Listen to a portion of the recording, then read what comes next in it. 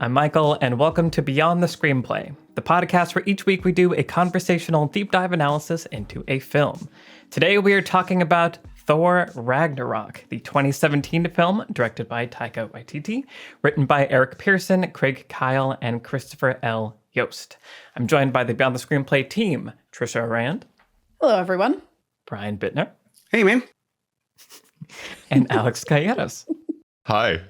Okay, so before we dive into this movie, I want to announce what our next episode is so everyone can prepare. I'm really excited because I'd forgotten, and then I was going through the list, and I was like, okay, what's next? Oh, Get Out is next. One of the best movies ever. So, Get Out will be our next episode. Revisit it, visit it if you have not yet.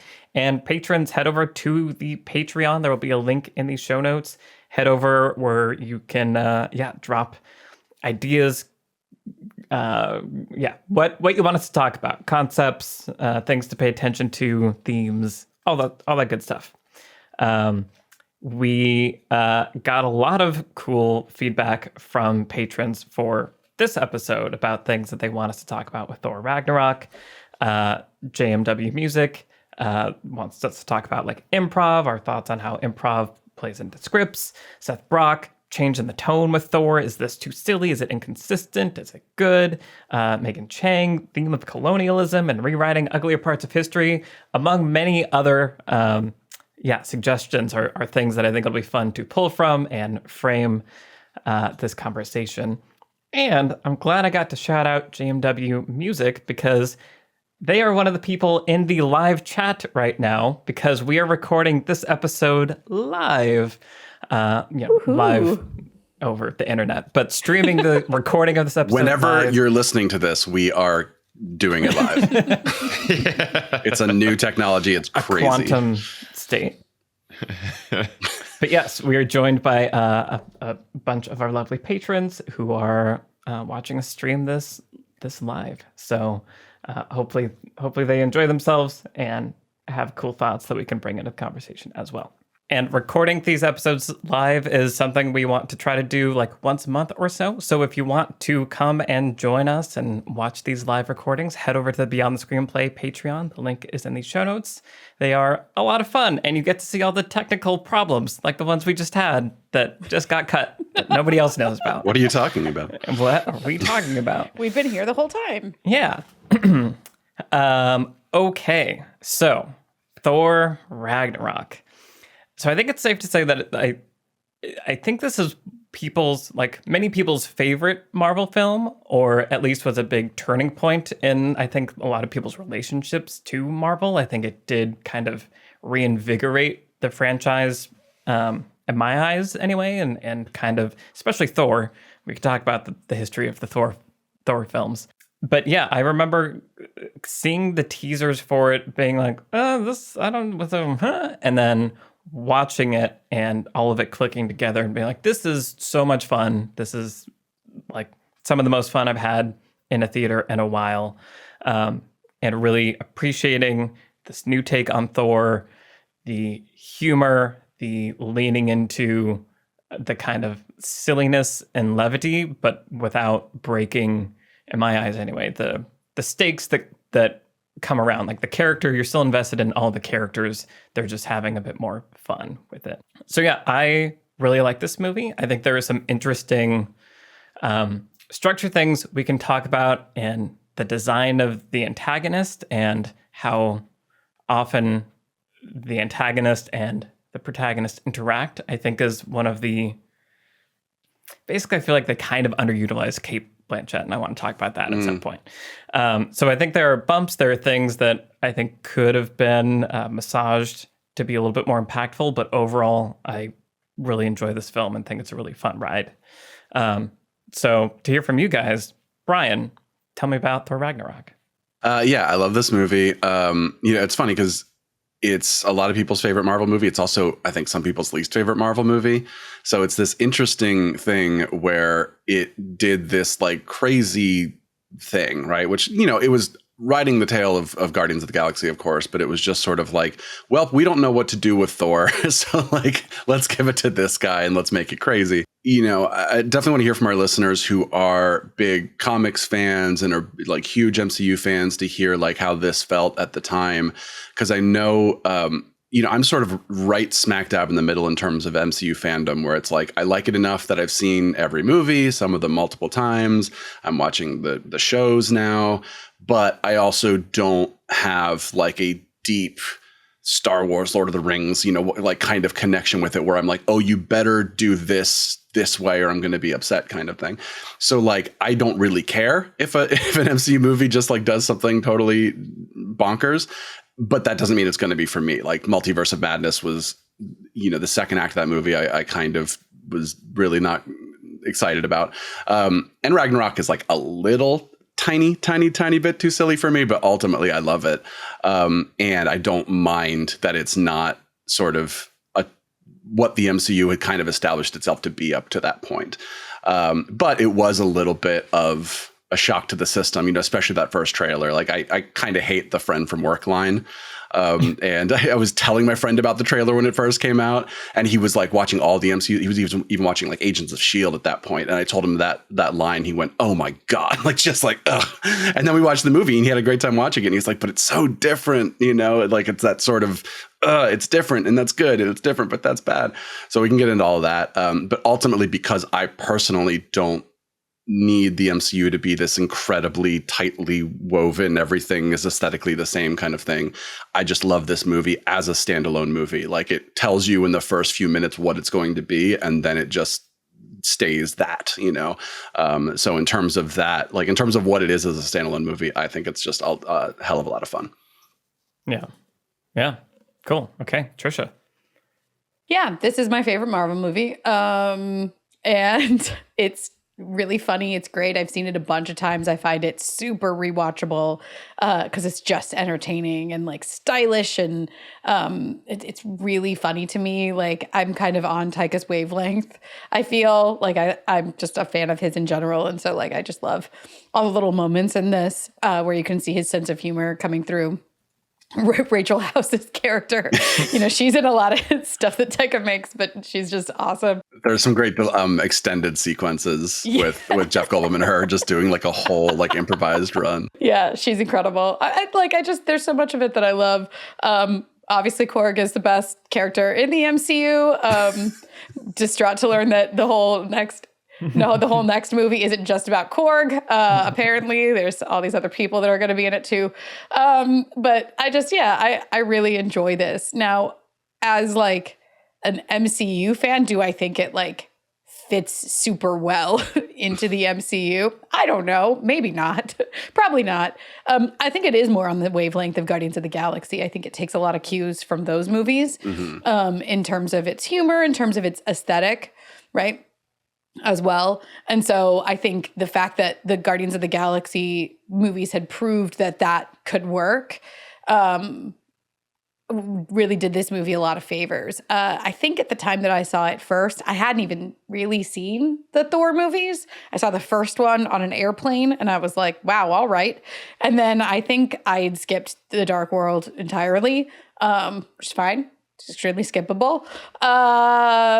You don't need it to really experience the rest of the MCU. But so I think that, all I knew really about Thor at the time was what I knew of him from like Age of Ultron and the Avengers and the big group movies and everything. And I found him as a character kind of stiff in those movies, like they play a little bit with like, he's a fish out of water. He's this like weirdly stilted Shakespearean like God who thinks that everything is, I was going to say like of biblical proportions. Or, the stakes are he walks around with all this gravitas when the situation doesn't call for it. Mm-hmm. But I just thought it was really smart to evolve the character in this way. And I think we can get into it more, but I do think that there is like, you can kind of see him changing a little as even just, if you just watch the Avengers and you watch Age of Ultron and stuff, you can see like Tony Stark rubbing off on him, and like the kind of humor of those movies rubbing off on him, and the absurdity of their position as superheroes on Earth is very present. That sense of humor is in those couple movies as well. And so I think it makes total sense to me that Thor would start to see himself with a little bit less, just take himself a little less seriously. And there's still enough, I think, in this movie to keep it mostly, feeling all of a piece, and that like things matter that happen, right? A couple people don't make it out of this movie. And so I think there are some stakes, but it certainly isn't Captain America, the Winter Soldier. You're right. Yeah. Like when you stand it next to that movie, you're just like, oh God. That's a great movie. It's very, very, very different than this one. Yeah, well, and I think this movie doesn't seem like it needs to be doing other work for the MCU very much. Like it kind of it collects some people, but those people already needed collecting anyway. So there's kind of like a freedom to go off and tell this other story, which I think in my mind also helps it be okay that it's this totally different thing. There are no Infinity Stones in this. Right. That's what I love to see. They mentioned them. Almost, yeah. Right. It does connect Infinity War, blah, blah, blah. Blah, blah, blah. But Everything connects. Yeah, I want to hear Alex's thoughts, but just because you mentioned watching the first one on a plane, for a gig, I had to film people coming out of a new like Dolby theater and a theater, like an hour outside of LA, just like a random suburb. And so I had to like wait until after every showing of Thor to catch people as they were coming out of the theater and then interview them. And it was like a 12-hour day. And so there was like 5 or 6 showings of Thor that I had to just like sit and wait through. And so I ended up basically seeing Thor like 5 or 6 times that day, like the original movie.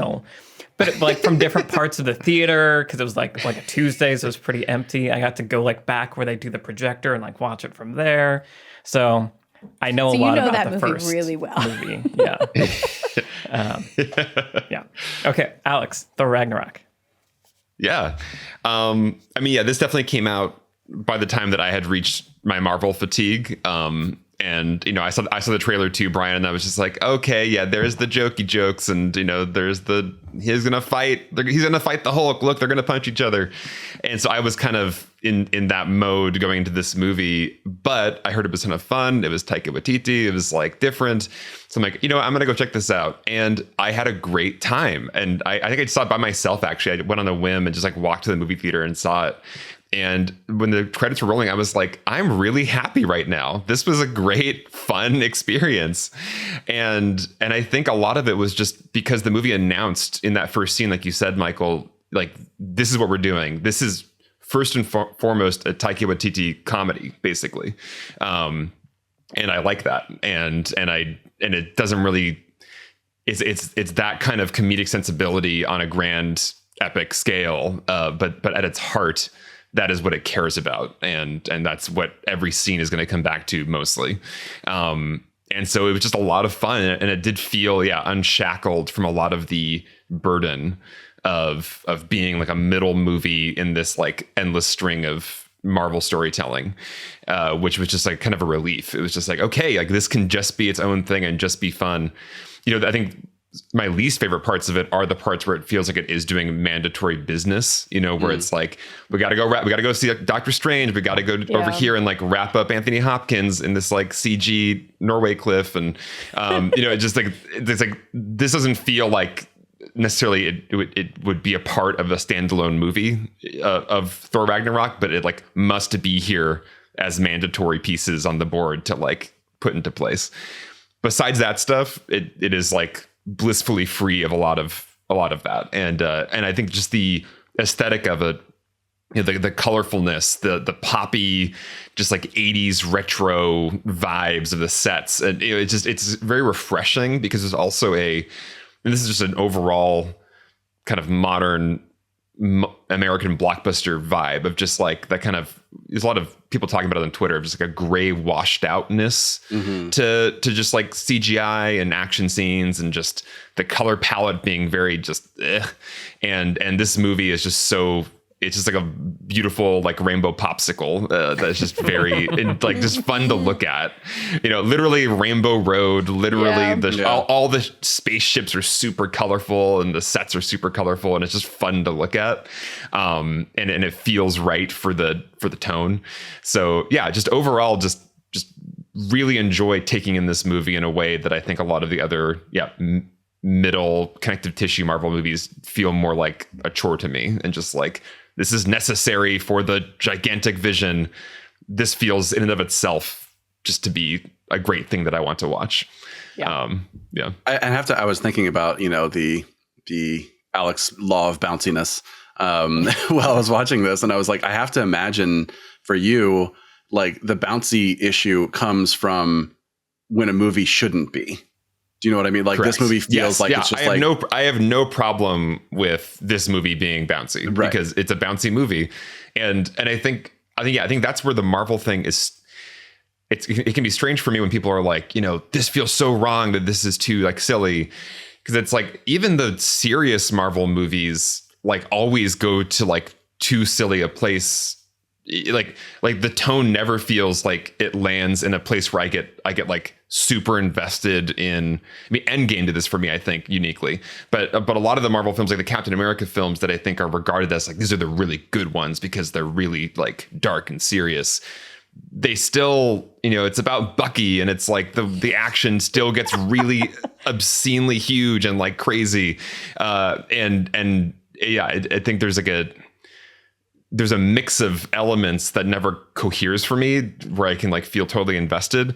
And this worked for me of just like, nothing is serious. It's a comedy. It's fun. So the bouncy colorfulness is all of a piece, and it's all flowing together. Like, that's what I really appreciate about this movie. And it's not telling me to feel deep, serious emotions while also showing me like completely like almost ungrokkable levels of like bouncy action.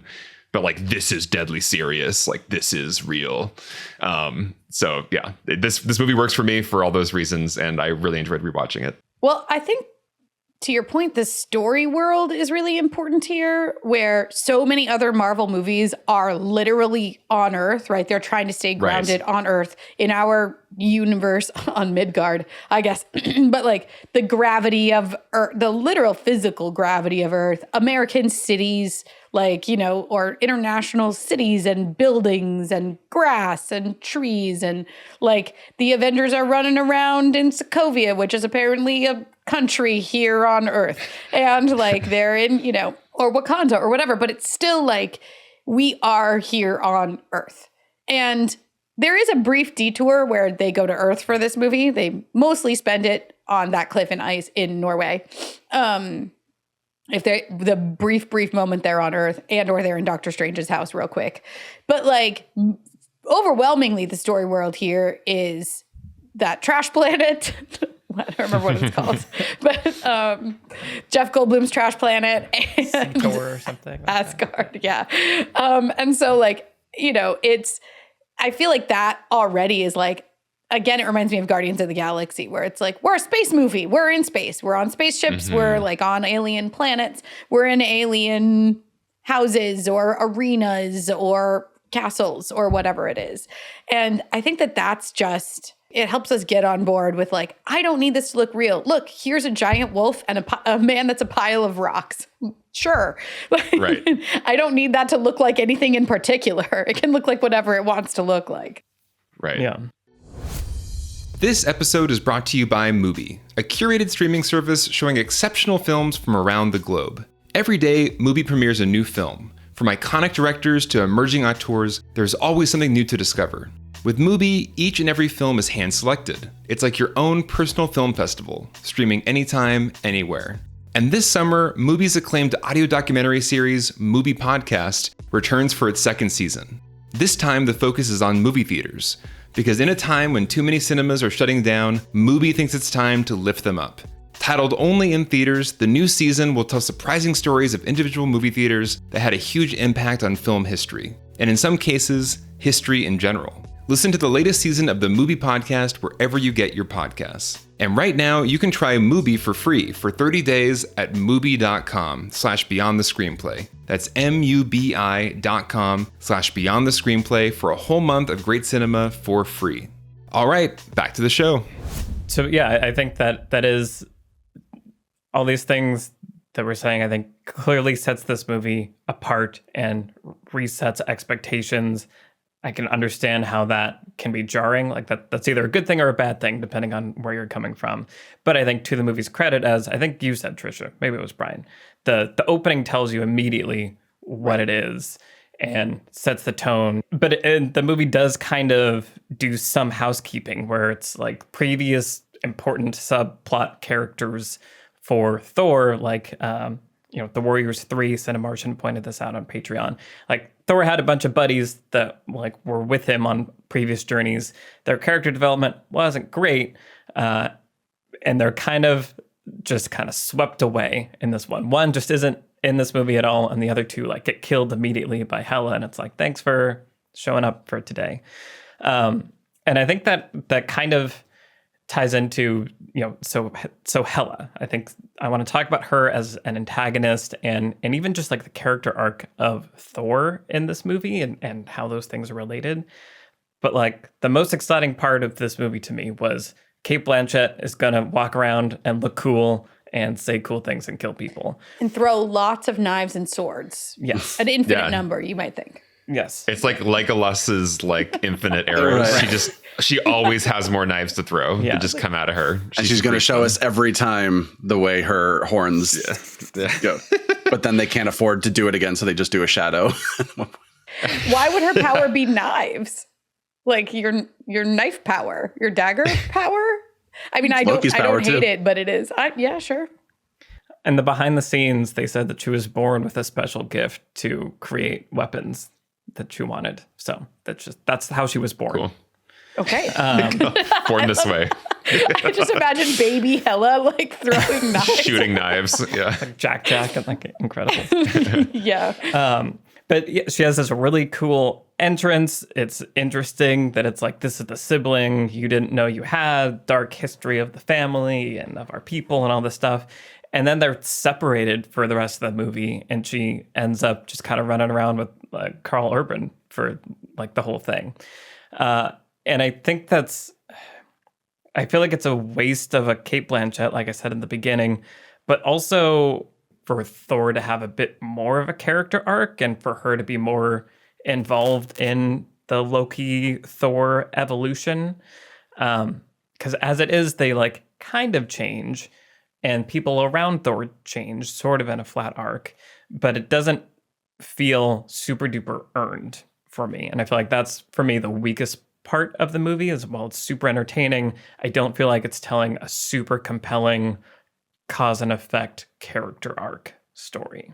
Yeah, I agree. I think there's a really interesting, we had that question about colonialism that you mentioned as a theme. And I think that those themes are the ones that kind of stand out more prominently when you think back on this movie, where you're like, oh, actually, there were these lies that were being told about our history, right? And, the obvious like other place that we see that theme is when Thor first comes back to Asgard and Loki is there and he's pretending to be Odin right at the beginning. And they have that, they're watching a play with like Matt Damon and Sam Neill and everybody. And they're telling a lie, right? Or like they're creating a myth that is, we know to be a false myth about Loki's place, and the history of Asgard and the history of the family, the royal family and everything. And so there's this idea that, we cover things up. We cover up the parts of our history that are shameful and we rewrite them and we tell other stories about them. And that's what Hela's gripe is, right? That Odin covered her up because he found that part of his history to be shameful. His oldest daughter was like a conqueror and a bloodthirsty warrior, and he's embarrassed about that fact now. Cate Blanchett's character has that line, Hela has that line, proud of what he has, ashamed of how he got it, or something like that. And that is a theme that is fascinating. And I think the movie really addresses it. And of course, like, thematically arrives at a place of like, well, burn it all down, right? Because that's what ends up happening to Asgard. All of this stolen gold and all of this like treasure that was taken and like the empire that was built is kind of fundamentally toxic at its roots. And so the only thing to do with that empire is to like burn it down pretty much. That has nothing to do with Thor's arc. All of that is really fascinating.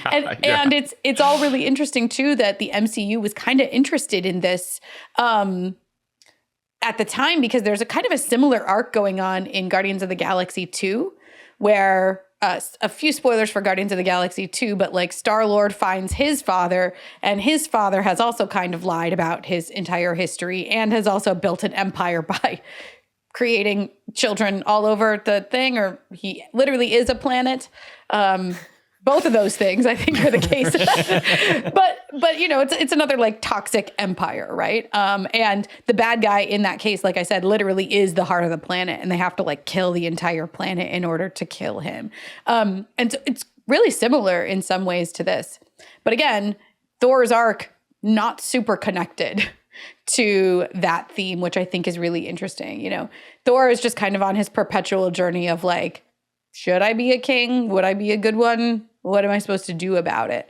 And a lot of the little episodes on this don't really point him towards anything in particular. Like, it does question, you know, the first Thor movie sets up like, you're the best king in the world, Odin. I want to be just like you. And then Odin's reputation being eroded and eroded over the course of the Thor movies, which does happen, right? Even in the first Thor movie, we find out that Odin lied about who Loki is for his own selfish purposes, essentially. So Odin not being the great king that Thor thought he was and wanted to be like is already kind of driving at that question of like, do I really want to be a king like Odin if this was the kind of king Odin was? But it isn't at the forefront of the text at all. And Thor's arc is, he goes from not having the lightning eye power to having the lightning eyes and hands power by the end, because he loses his hammer so early on in this. So I feel like that is, again, loosely connected at best. Yeah, I'm sort of two minds of this, where on one hand, I agree with everything you guys are saying. It was all beautifully said. But also it's like they could have just made the bad guy be some monster of the week, you know, or whatever, like, which I think Christian Bale might be in Love and Thunder. Christian Bale's in Love and Thunder? What? He's the villain. Know Yeah. that? Oh, yeah. Yeah, his plan is to kill all the gods. Because he thinks Sounds like gods are selfish. But like they didn't, right? So they did, as you were saying, Trisha, they did do this thematic thing where they're like, okay, we have Thor and we have his brother Loki, and we're going to wrap things up with their father. And, you know, I love that scene. I think it's beautiful. And you can see even Loki is touched when Odin says like, my sons. Loki's like, okay, he included me. And then, you know, the villain is, hey, by the way, you have a sister and she sucks.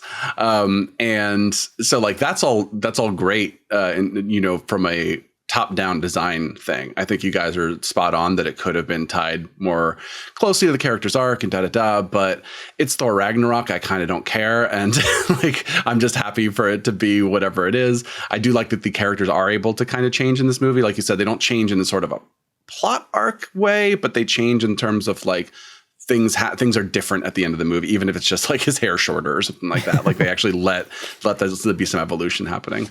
Yeah. Well, yeah, and really quickly, in the chat, one of our patrons, Michael, pointed out that there is that symbol at the end when Thor loses an eye and he looks more like Odin. Right. As we know, like he kind of is becoming Odin in a way, but obviously he's purposefully shifting away from all the spoils of war and everything like Asgard. He's becoming more of a leader among the people rather than like a leader in a golden castle somewhere. So it's kind of like Thor is taking his place. We see that with the loss of that eye, he is kind of becoming Odin.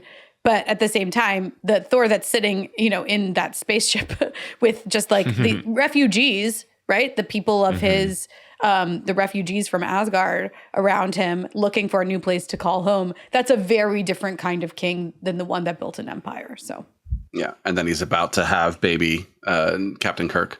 Right when the exactly. I think the other thing I'll say just about Hela in general, I mean, I'm a huge Cate Blanchett fan, and I think she's awesome in this movie and looks great too. But I also just like enjoy the scenes that she's in, you know, and I think that like that's the sort of the bad guy test of a movie. If you look at like Red Skull from the first Captain America, be like, I don't care at all when he's on screen. I don't, whatever, you know. But if you look at, you know, there's Killmonger and there's Joker from Dark Knight or something like that, which are like some of the best, you know, antagonists ever. I wouldn't say Hela is there, but I do just enjoy when she's on screen. I don't feel like I'm checking my watch when she shows up to be like, well, we got to get past this scene to get back. I'm like, oh no, this is also going to be a fun, entertaining scene, just in a different way than the Jeff Goldblum scenes or whatever. Right.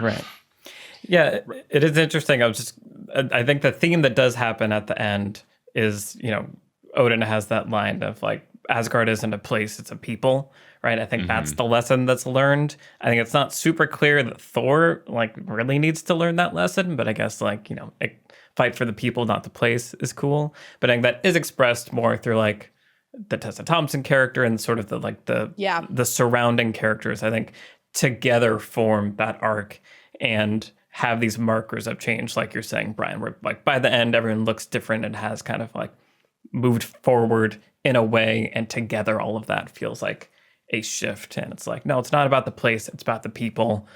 And then you watch Infinity War, they're all dead. So it didn't matter anyway. It was a great lesson that was learned. It's the Alien 3 problem. Right. Right. Remember those people he saved in the last movie? Yeah, but Brian, to your point about Hela, like I think I admitted no when I was watching, it's just so much fun to watch every scene in this movie, because even if there's exposition happening or whatever, it's being delivered with this like tight comedic timing. There's this really smooth editing happening that makes every line hit. That's supposed to be a little aside or a little joke, and it just feels so good in a way that I think, sometimes other superhero movies, not just Marvel, but just, you know, just kind of American blockbusters, it's like, here's a jokey joke moment for our blockbuster, and it just never quite hits, or it's kind of like, that's that. But there's the Taika Waititi, like, just, I don't know, cleverness and smoothness, and there's like layers to a lot of the comedy, or just, you know, the exact awkwardness or strangeness of a character is like finely tuned.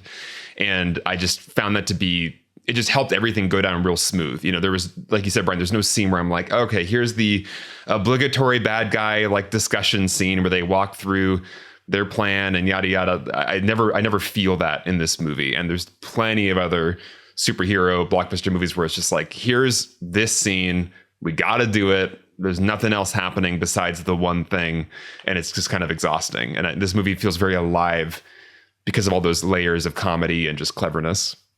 Yeah, and we had a few people ask us about the comedy of this movie, Kyle and Theo, for a few, and just like, is it overused? Is it too much? And you know, Theo especially was like, I think that when the comedy happens, it's like there's so much of it that you can't take the serious moment seriously. And I think Taika, for me, he does the Jojo Rabbit thing where he's like, we are going to slow things down now, and we are going to take a serious beat. You know, Mark Mothersbaugh's score is going to stop being crazy 80s retro, and it's going to get a little more serious, and we are going to take that Odin moment, or we are going to take that moment between Thor and Loki where they sort of connect, and then we're going to get back into it, you know. But like I feel, for me personally, it's as you were saying, Alex, it's a good balance where I don't feel like the movie is so crazy that I can't actually take things seriously when the movie wants me to. Well, yeah, and I think what you get with a Taika Waititi is someone that knows how comedy works. Like, you can't, comedy isn't just, here's a close-up, someone says a line, that was a joke. Like, comedy requires like construction, the way you shoot it, the way it's paced, like all these things really, really matter. You can't just like tack it on and expect it to be amazing. And so I think that is what I love about this movie, to all of your guys' points, is like, even in scenes where it's like, I don't know that like dramatically this is the most powerful thing, there's still excellent construction happening to like make each beat entertaining and feel smooth. And yeah, we got a lot of questions about like improv and the role of improv in in comedy, in filmmaking, in all these things.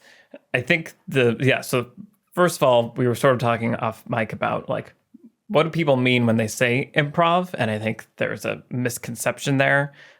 Brian, I know you had some thoughts on that. Do you want to sort of walk us through the misconceptions maybe that people have when they hear like everything was improvised in this movie? Right, exactly. Like, yeah, I mean, very few things out there are like entirely 100% improvised. Then there are things like Curb Your Enthusiasm, where the plot is written, but then the scenes are improvised, where they tell sometimes the actors don't even know what the next part of the plot is. They just tell them, here's what you need in this scene, and here's what you need in this scene. And then they go and they improvise, right?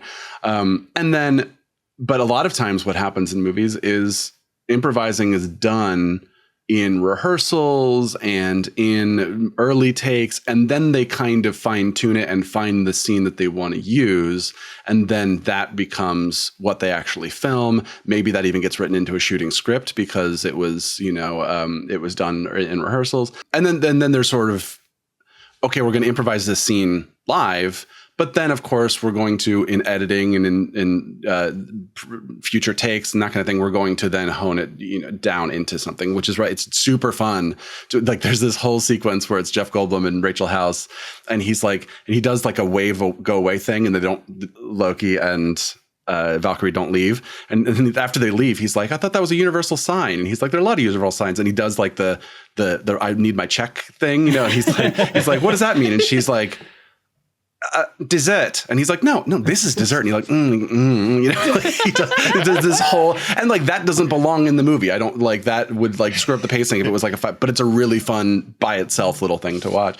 There was the whole Team Thor thing that was going on during Civil War, where it was just like Thor gets a roommate, and like he's just bored and hanging out with this roommate, and he's trying to get in touch with Cap and Tony, and he's like, I guess they're having a fight over there, and it's just like these really fun improvised things that exist out there. But the movie that they made, they took those little bits and pieces and they peppered them throughout the movie, but you get a movie where every scene is a scene, right? And it's driving the plot forward. And I think of like the Judd Apatow movies, which I love those movies, but you do have scenes that are just like, we are going to watch these actors improvise with each other for 5 minutes.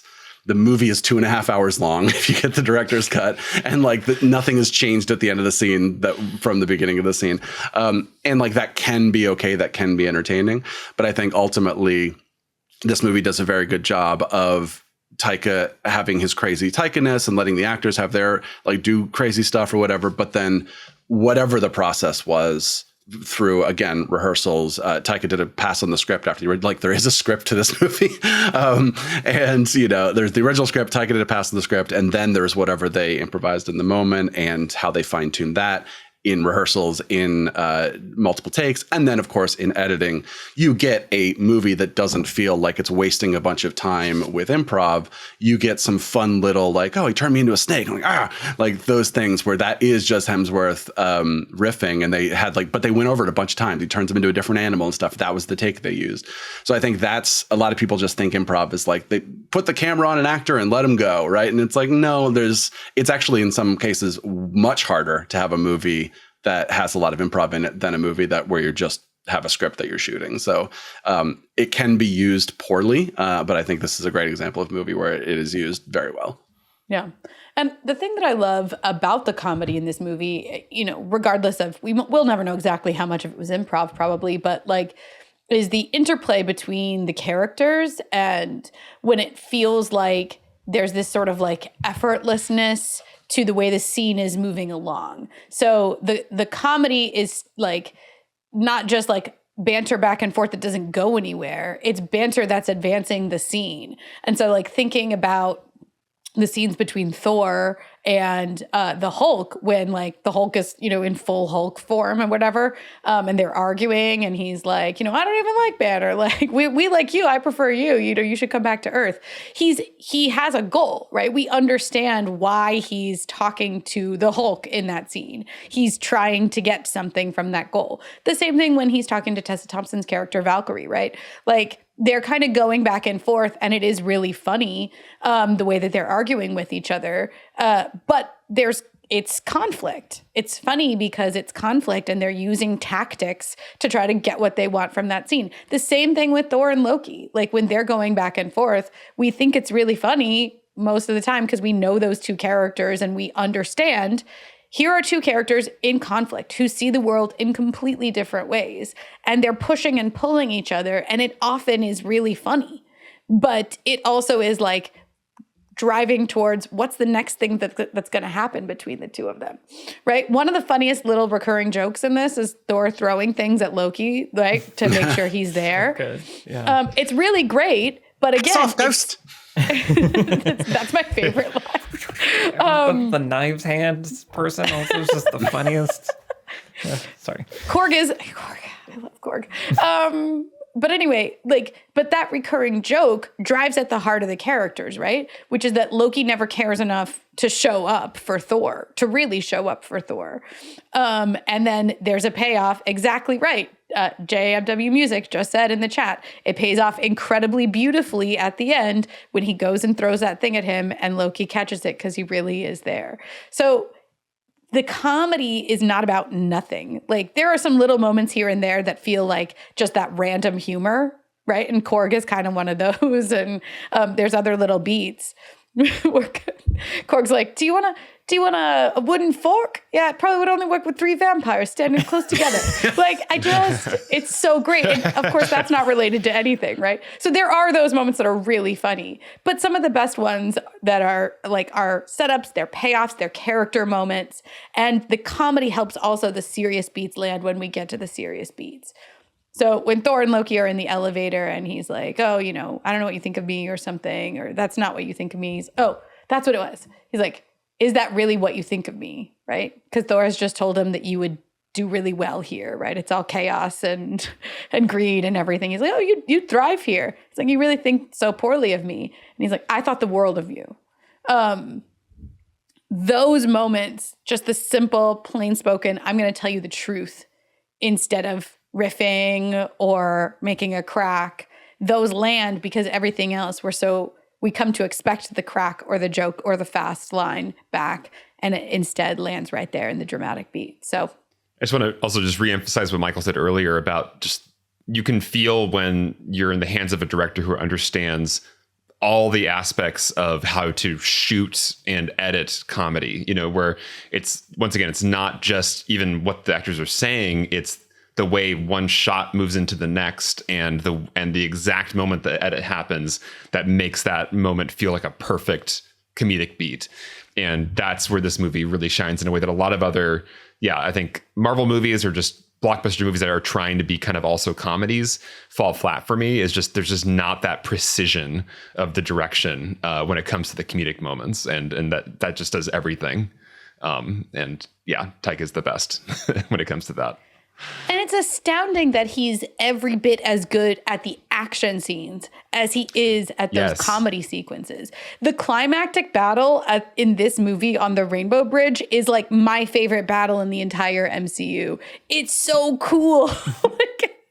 It's just the so action cool. is legitimately cool, and even just watching the spaceships chase each other is kind of just more fun and more visually interesting than a lot of other of the more like, we previs this 2 years ago already action scenes. Like this feels, I don't know, just like in its bounciness, it has a coherence and a visual language that is fun to watch. Well, and it's possible they had prevised those sequences 2 years ago. But I think to your point, it's like, I think there are, because the action sequences are interesting because I don't find them super compelling or like thrilling in a way that I often want an action sequence to be, but I do find them very entertaining. And I think this is kind of what you're pointing at there, Alex, is like these aren't sequences that are pretending like Thor could die at any moment. Like we know that's not going to happen. So it's just designed to be like a fun character revealing, character expressing like sequence of visual auditory funness. So it's telling a story, it's revealing character, but it's not necessarily about the stakes of the situation because, and part of that I think is like you were saying earlier, Trisha, like the story world and the tone of this movie. Like we know this isn't a movie where our main characters are going to die. Like that's not a thing that's set up, and we know we're in a Marvel movie, but it's it is focusing us on the right aspects of the character and the comedy, and the action scenes are in step with all of that as well. And the music helps too, which is like a fun kind of retro vibe, just synth track comes on. I'm just like, yeah, this is going to be a fun ride. Not like, the more kind of classic, like here's like the Alan Silvestri, this is a real movie score. Like this is like deadly serious. It's like, nah, we're like on an arcade game. Let's go have fun. For anyone who doesn't know who Mark Mothersbaugh is, he's from Devo, the 80s band. And then he also scored a bunch of Wes Anderson's movies too. Nice. But just to what you were saying right there, Michael, it's not like the action is super bouncy, but there are also these really great character moments like sprinkled throughout that kind of like just when you might be starting to tune out and be like, well, now it's just a brawl on the Rainbow Bridge or whatever. There's always then like a little moment where it's like, oh, but then, Carl Something Urban happens. is going to decide to like throw down his weapon and join the refugees. And then there's these little character moments that always like, I don't know, keep me like focusing again on what's going on. And same thing with, that spaceship flight chase sequence on, what is the name of that track? Sakar. Sakar, thank you. They say it a lot, but I know no one they do, cares. but With the devil's anus. it's so good. Anyway, but that like even with Tessa Thompson's character, like where she is willing to like jump out of the thing and sacrifice herself, and they just have these little moments that keep the action feeling like it's about something. That something could change. Not that someone's going to die, but something could significantly change for the characters. And I think that's enough in this movie to keep us watching. And it's not a super long battle either, but as you said, it has a bunch of different beats and change moments where something changes. And I think that's really exciting, as opposed to movies where you just feel like you're watching people fight for like 10 minutes and the camera's moving really quickly and you're like, what is happening? Yeah. Exactly. Speaking of Carl Urban, I just love all the Kiwi-ness of this movie. Just that's also like the just there's so many like kind of, and what's the name of the actress Rachel House? Like there's a sensibility that those actors bring that is just it's just refreshing and fun to see in the Marvel American blockbuster context. I want more Kiwi energy in my movies. And Australian energy too, because Australian energy, and everybody else. This was the one Sam Neill, Jeff Goldblum reunion that we needed. The only one that we needed. Well, also, this movie knows how to use Jeff Goldblum doing his Jeff Goldblum thing so well in a way that Jurassic World Dominion just totally wasted in my eyes. Join us on Patreon for our Jurassic World Dominion If you want to hear more thoughts on Jurassic World Dominion. We have thoughts about that movie. I mean, I think all the Marvel films, as far as the action goes, I think it is always best when it's about character. Really, all action is best when it's about character. Yes, as absolutely. we talked about. But I think, there can be action sequences in movies where you feel the stakes. We talked recently about Top Gun Maverick and how in those, finale moments, it feels like there are stakes because you don't know what's going to happen. Like you genuinely, the movie has set up a world in which you don't know as an audience what the outcome is going to be. And so the steps that they're taking are compelling because you're wanting to know what's going to happen and what the fate of these characters will be in an existential way.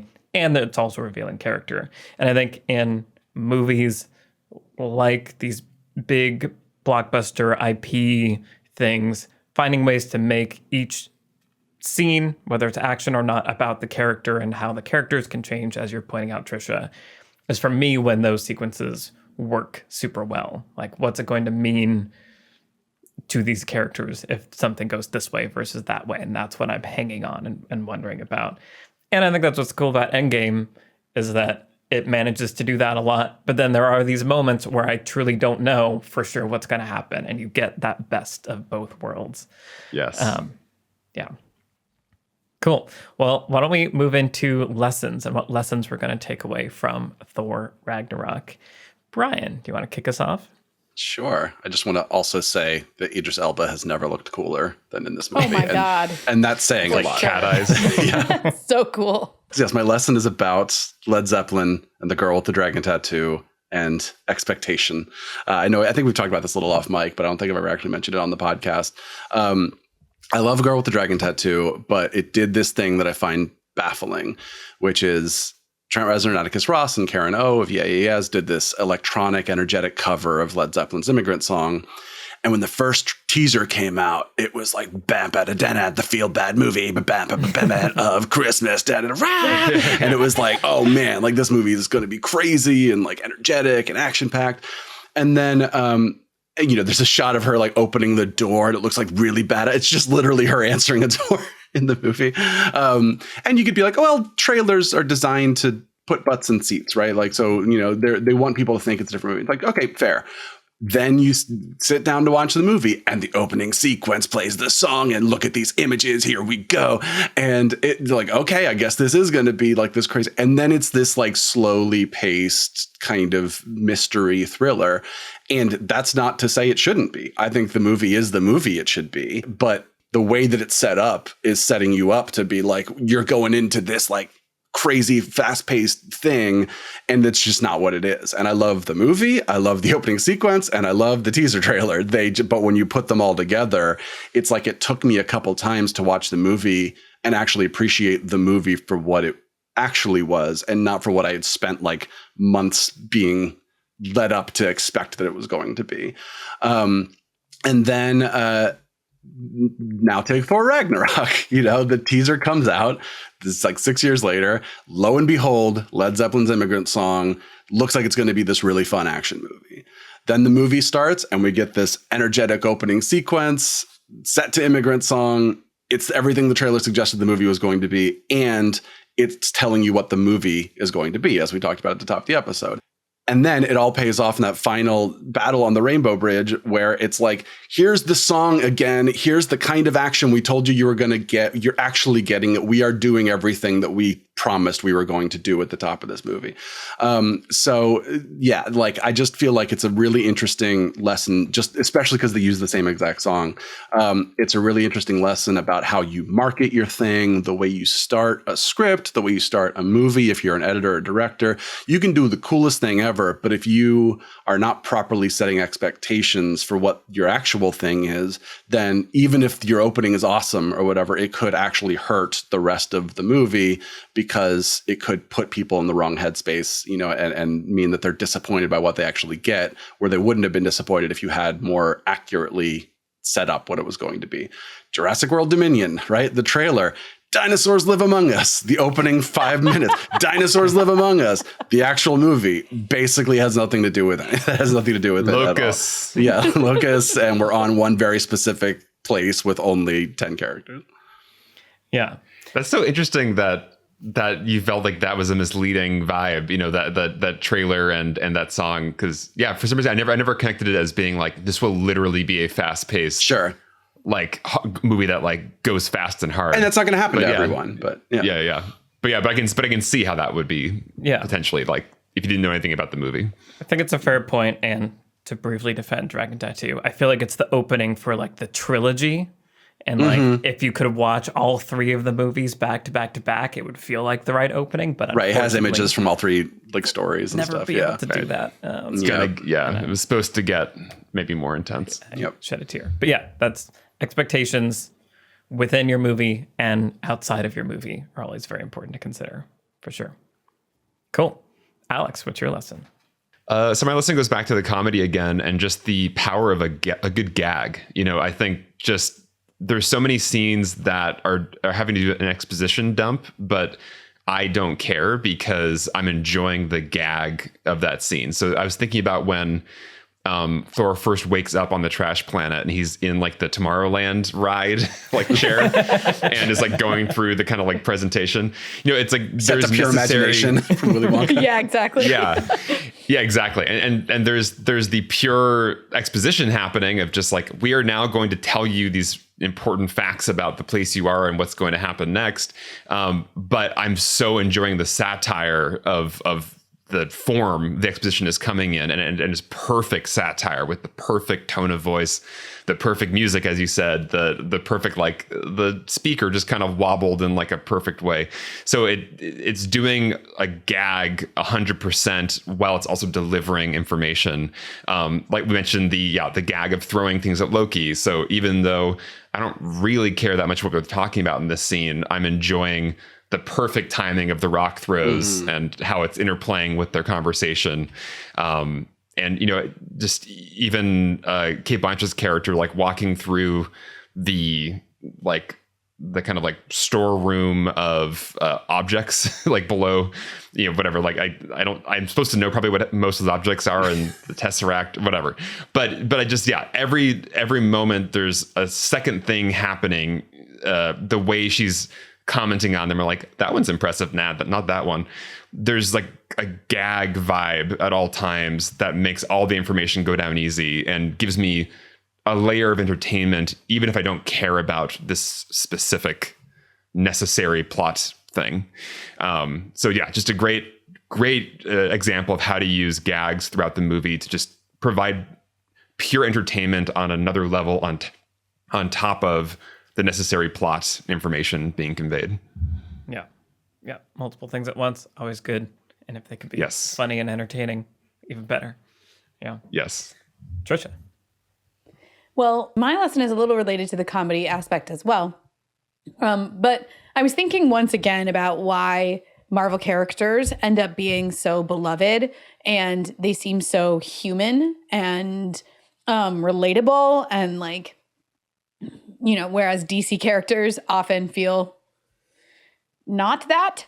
And I talked a little bit about this when I think it was on our Civil War podcast, or it was our Endgame and Infinity War podcast. But it was basically like Marvel is able to find the humanity of those characters. And I think this movie is a really good example of where that humanity comes in, and it's in the characters' flaws. Like, these characters are allowed to look ridiculous. They're allowed to make bad decisions. They are allowed to make mistakes and fall down, and like they do that a lot in this movie. All of them do.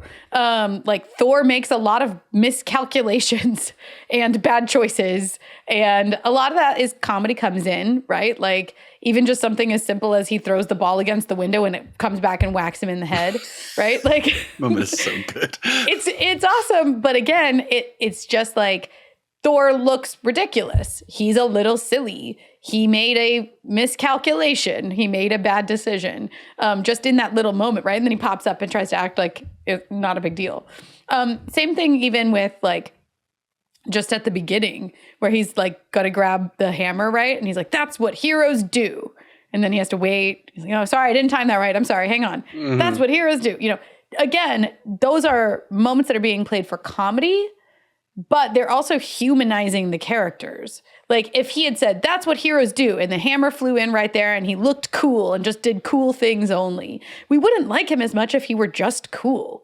Like, he has to be flawed and a little silly. I think the peak example of this in this movie is Valkyrie, right? She's like kind of messy and drunk all the time and like makes a lot of mistakes and miscalculations. And she is still like a cool character, but she's flawed. And that's, again, it's where comedy meets humanity. And so I can't imagine some of the stuff that happens to all the characters in this movie. Like, the Hulk jumps out of the spaceship because he's going to go fight on the Rainbow Bridge, and he doesn't transform in time, and he just falls and like rolls on the bridge, right? Like, that's bad timing. It's miscalculation. It's a flaw. It's a problem. It's a mistake. And it makes Hulk look ridiculous for a few seconds in this case. Can you imagine that? Like, any DC hero, that happening, that exact thing happening to them? Like, is that ever going to happen to Batman? Ever? Like, I don't think so. And I don't know, Marvel is, and obviously they're wildly different kinds of superheroes and superhero movies, but I just feel like Marvel is so good at knowing when to make a really, really, really cool superhero character look silly. Or make a mistake on screen. And we just love them that much more. We love them in their mistakes because we see ourselves when they're making silly mistakes. On the topic of making action heroes super beloved, I'm on a campaign to make us talk about RRR, because I think that movie takes another approach to making you just super, super, super love the main action heroes, which is not necessarily them like falling flat and looking silly during action scenes, but like deep, earnest, like brotherly love.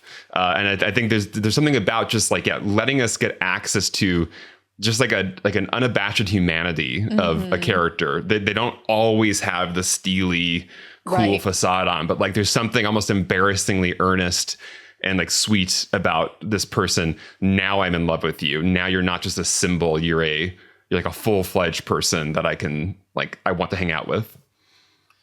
There's a video essay about the concept of bathos, which is leading up to a big moment and then sort of throwing it away for a comic effect, or at least that's how it's described in the video.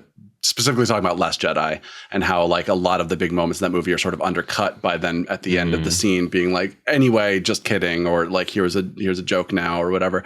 And it's interesting because all the moments you're talking about, Trisha, I was noticing this during the movie. It's sort of bathos, but in the middle of the sequence. So it's like, because that's what here hit with the ball. And then he picks it up. He's like, because that's what heroes do. And then he jumps out of the window and you get this really cool slide down the building. Or like Hulk does get his big moment. It's just interrupted with like a little joke where he doesn't get his big, he doesn't get his like entrance the way he wants it, but he does then get the moment, right? So I think like that's where that kind of concept is used really well, where it's like, we are going to throw a little joke in here, but you are also going to get the thing that you were hoping for.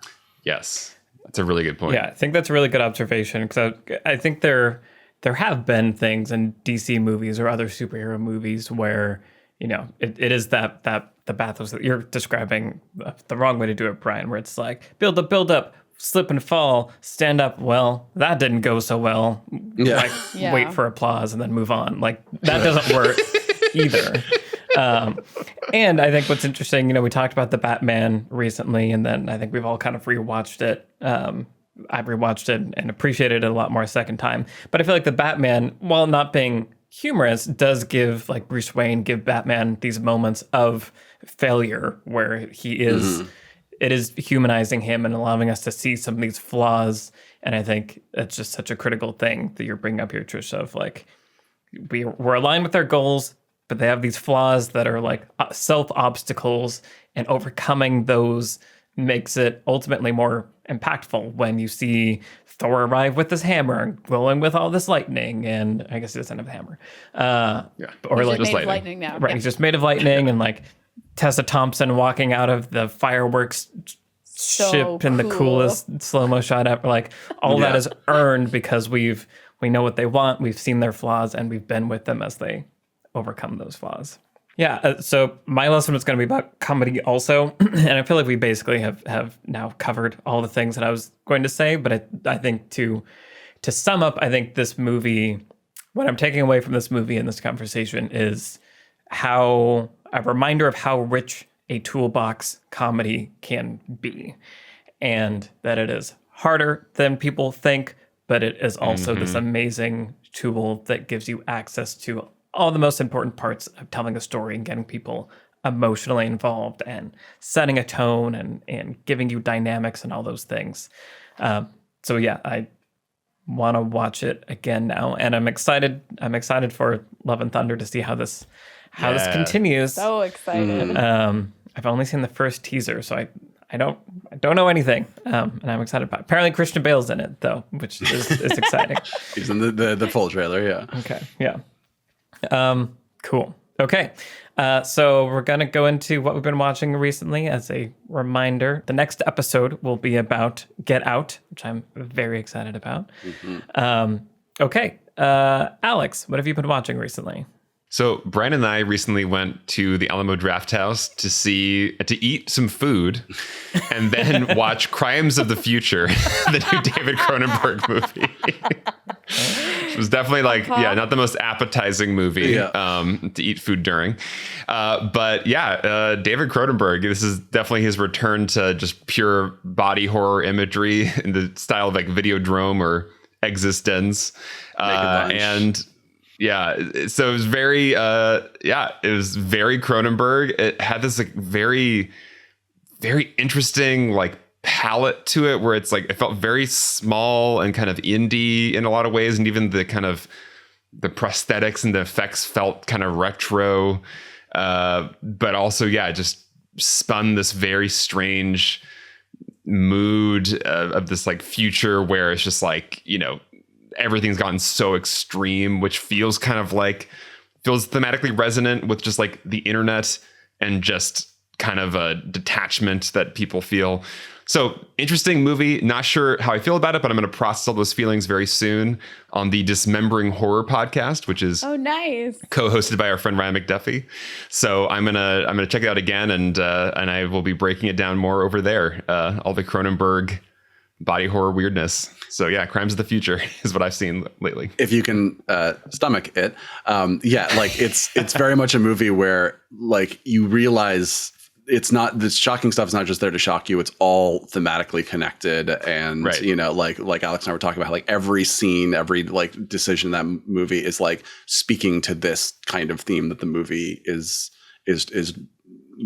working with basically. And like that for me made me able to like connect to it and not just be like, well, we're doing another shocking, crazy thing again. I was like, oh no, I understand why we're doing this. I was actually like pleasantly surprised by the thematic coherence and how the movie was focused. It wasn't just look at all the gooey stuff we can do. It was, this is about something.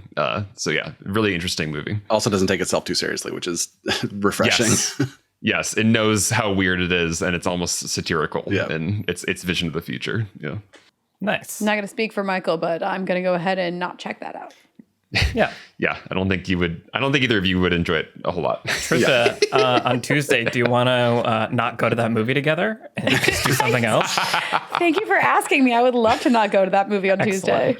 Just go sit outside the theater. Just not see it. Awesome. Okay. Well, so then, Brian, what have you been watching recently? I watched Suspicion, the Apple TV Plus series. Which the plot of it is Uma Thurman plays this media mogul whose son is kidnapped, and then there are 5 suspects who are rounded up who they're like, we had nothing to do with this. So they end up teaming up together to kind of find out like, why are we being targeted? What's really going on here? And that kind of thing. And I don't know if it's the kind of thing I would normally watch, but my dear friend Kunal Nair is the first credited of in the opening credits and everything. And he's one of the 5 suspects. And it's great. He gets to play some dramatic roles, and he's taken on a lot of new work right now. And I drove him to his first audition in LA back in 2006. Picked him up at the airport and took him to the audition, and then we went and drove around singing to Guns N' Roses, and then I took him back to the airport a few hours later. It's great. I'm proud as a friend, but also it's an entertaining series that I enjoyed. It's kind of a whodunit, sort of thriller thing. And there's like a really cool midpoint switch that happens that throws things in a whole new direction. If you're down for that kind of, it's like not disposable network kind of thing. It's also not prestige like, Mare of Easttown or something like that. It's like, so it fits nicely in the middle where it's very entertaining and I think worth checking out. Awesome. Nice. Cool. Very cool. Okay. Trisha, what have you been watching? Yeah, so I finally decided to watch a show that people have been recommending to me for a while. So I'm watching Sense8. Sense8. I know. I went back and I was like, I should finally watch this show, the Wachowskis show that they made on Netflix. And what a show it is. I'm really enjoying it. It's, if you don't know, it's about psychics they have a powerful 8 people who have a powerful connection with each other, and they're all around the world, and they're all psychically connected to each other. And it's just a show about vibes, really. That's a great way to put it. It's like just a show about vibes and editing, basically. Yeah. And super queer vibes and editing. It's also really sexy and really queer, and like I love all of that. There's mind orgies. Right. It's June, so it's Pride Month. So I'm like, I'm just gonna watch a bunch of psychic orgies. It's great. It's awesome. Like that's what I want from this show. Like I don't know if you're gonna have a show about 8 people around the world that are psychically like aligned, like, then why not? Yeah, and like I'm into season 2 now, so I haven't quite finished all of it, but I really like it. And there's some really interesting, like, some of the stuff in it I would say is like not predictable, but I'm just like, I've seen this kind of a plot before, or like I've seen this character archetype before, and sometimes in a way that's really helpful, where it's like easy to get a grip on what's going on. But then there are other moments where I'm like, I genuinely have never seen a character like this before, or a relationship like this that's portrayed in quite this way. And I just think there's like a lot of beauty in there. And like, I don't have any idea. Like, I didn't know that they had made this, or that how they had made this. But if you like the Wachowskis, you'll like it. I promise. It's great. Awesome. Cool. Okay. What have you been watching, Michael? So to keep on theme, I watched Moon Knight. I'm a little bit late to the party, but Moon Knight, Disney Plus show.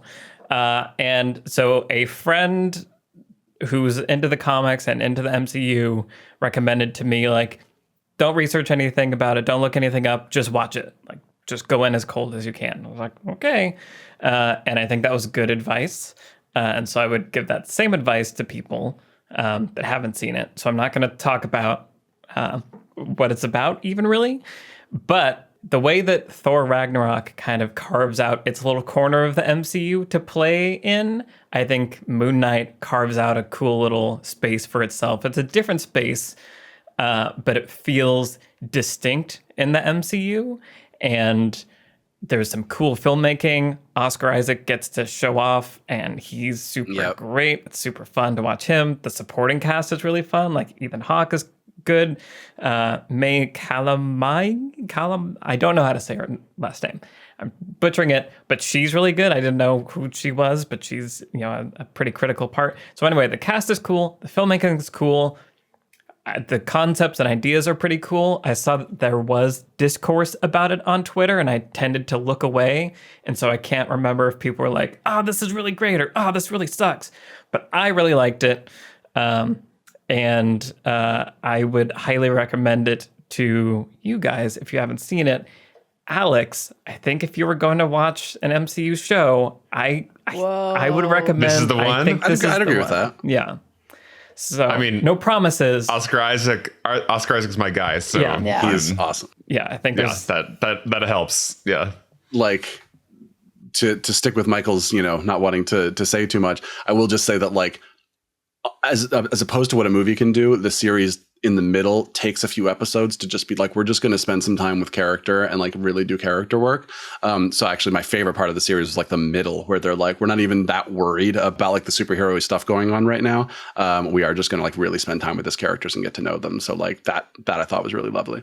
Yeah, no, it's very competently done. It's still an MCU show, but I feel like it's a good entry point for people that may have an allergy to some of those things. I think this is I really enjoyed it. Listen, I'm going to be on some airplanes and trains soon traveling. So There you go. I'm going to download this. I'm going to watch Excellent. it. Nice. Oscar Isaac. Yeah. Here I come. Lots of Oscar Isaac. Okay, cool. Well, this has been our conversation on Thor Ragnarok. Thank you, as always, to the patrons for making the show possible. Thank you guys for suggesting topics and things to pay attention to. That's always, I'm finding it helpful and like frames the viewing experience, and I think gives us some cool jumping off points. So if you want to suggest some topics for Get Out, head over to the Beyond the Screenplay Patreon. That's going to be a fun conversation. There's so many, oh my God, so many things to talk about. So much to talk about. But thank you to our producer, Vince Major. Thank you to our editors, Caleb Berg, Graham Harther, and Eric Schneider. I'm Michael Tucker, and I've been joined today by Trisha Rand, Brian Bittner, and Alex Calleros. All of our Twitter handles are in the show notes. Send us a tweet and say hi, and we will see you in the next episode with our discussion of Get Out. Bye, everybody. Sun's getting real low. Bye.